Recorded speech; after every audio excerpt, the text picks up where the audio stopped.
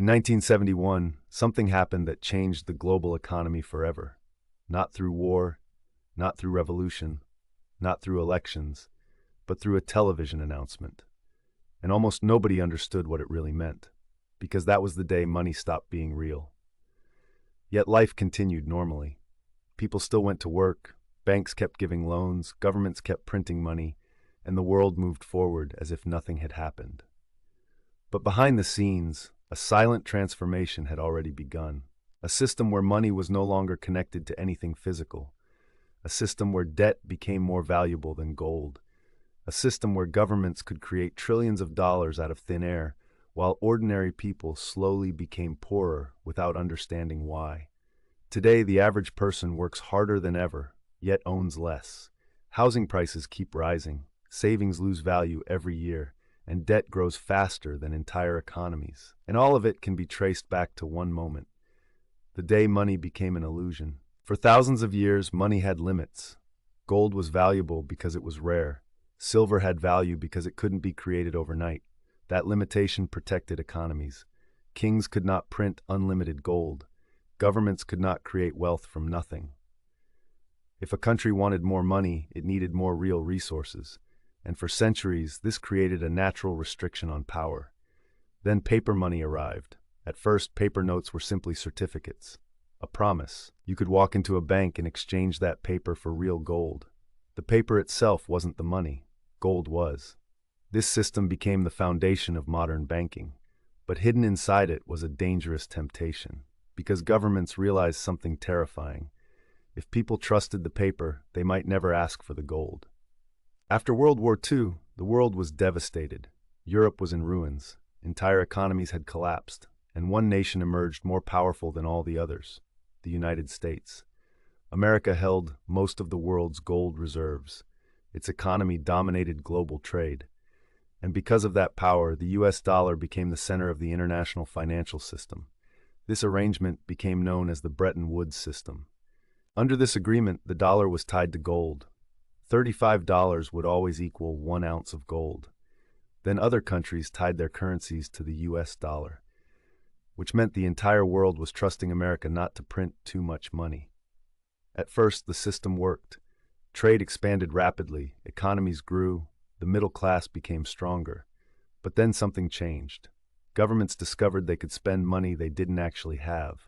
Wars became expensive. Social programs expanded, political promises multiplied, and instead of raising taxes, governments chose another solution: debt. America began printing more dollars than it actually had in gold. At first, nobody noticed, because the paper still looked real. People still trusted it. But behind closed doors, foreign governments started becoming nervous, especially France. French officials realized a dangerous truth. America was sending paper dollars around the world, while quietly running out of gold. And if every country demanded its gold back at the same time, the entire system would collapse instantly. By the late 1960s, the cracks were impossible to hide. America spent enormous amounts of money on the Vietnam War. At the same time, domestic spending continued rising. The government kept creating more dollars, but the amount of gold remained limited. Eventually, there were far more dollars in circulation than actual gold backing them. Then panic began spreading.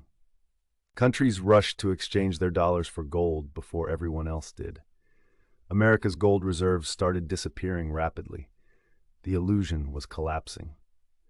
And then, on August 15, 1971, President Richard Nixon made an announcement that changed history.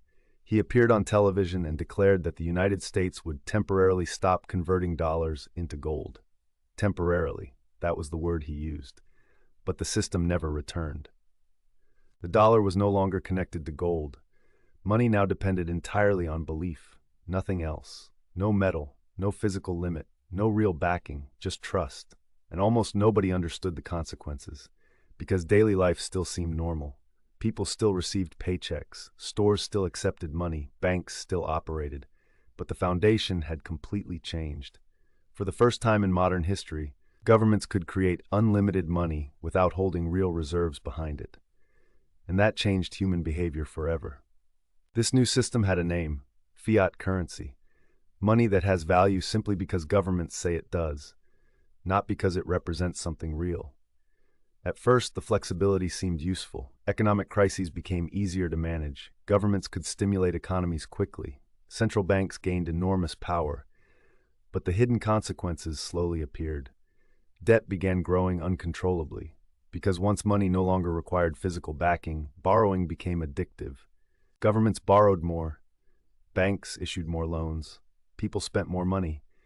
And the global economy slowly transformed into a debt-powered machine. Today, most money doesn't even physically exist. It exists as digital numbers created through loans.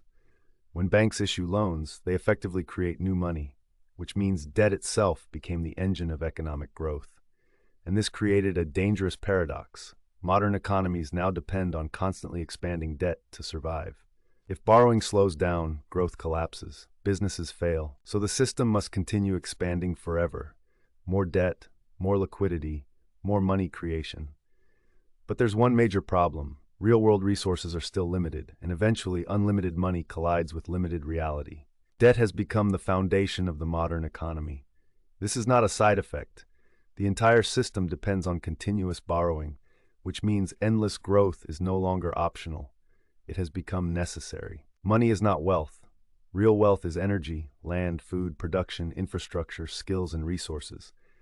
Currency is simply a tool used to represent value. And when that tool changes, society changes with it.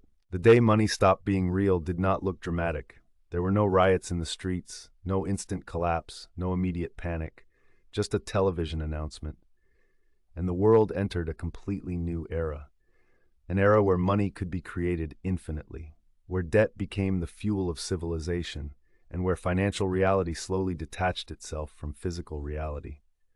Now the question is no longer whether the system changed. It already did. The real question is, what happens when trust finally breaks? Because in a world where money depends entirely on belief, belief itself may be the most valuable asset of all. If you enjoyed this video, subscribe for more deep explorations into hidden financial systems, economic history, and the invisible forces shaping the modern world.